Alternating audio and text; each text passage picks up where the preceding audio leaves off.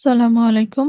আপনাদের অনেকেরই W centre setting এর ক্ষেত্রে যে সমস্যাটা দেখা দিচ্ছে, এর আগেও ভিডিওটা ছিল, কিন্তু ইউটিউব পলিসি ভায়োলেশনের কারণে সেটা ডিলিট হয়ে যায়। প্রথমে আমরা স্টার্ট বাটনে ক্লিক করব, দেন অ্যাড।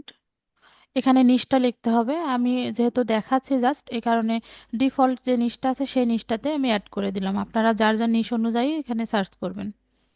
দেন সার্চ বাটনে ক্লিক করলে সার্চ হচ্ছে না, এই ইরোটা আসছে। এখানে ইয়েস করতে হবে। ইয়েস করার পরে এখানে বিল্ট ইন ব্রাউজার আছে, ড্রপ ডাউন মেনুতে ক্লিক করলে ক্রোম আসবে। ক্রোমটা সিলেক্ট করে সেভ করতে হবে এবং আপডেট ক্রোম ড্রাইভার করতে হবে। এখানে একটু কি সময় নিব, সময়টা দিতে হবে, তারপর আপডেট হয়ে গেলে তখন এটা কমপ্লিট হয়ে যাবে।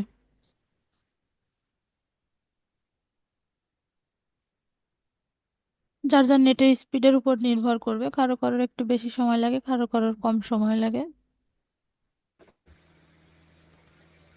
ওকে, যখন ডান হয়ে যাবে, ওকে, এটা আমরা কেটে দিব।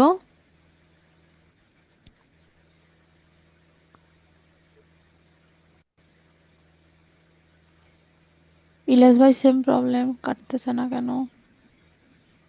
তো ওকে লেখাটা কেটে দিয়ে গেছে। একটু মাউসটা আপনি, হ্যাঁ, এখন দেখেন। এটা কেটে দেন, উপরেরটা ক্রস কেটে দেন তো। এটা হ্যাঁ হ্যাঁ হ্যাঁ, কেটে দেন। ওকে, ছেড়ে দেন। আচ্ছা, আমরা আবার ট্রাই করে দেখি এখন হয় নাকি। অনেক সময় তারপরেও দেখা যায় হচ্ছে ইয়ে চাই, আপনার হচ্ছে ক্রোম ভার্সনটা চাই। ওখানে পিসির ক্রোম ড্রাইভের ভার্সনটা দিয়ে দিলে হয়ে যায়। দুইটা সমস্যা দেখা দেয়।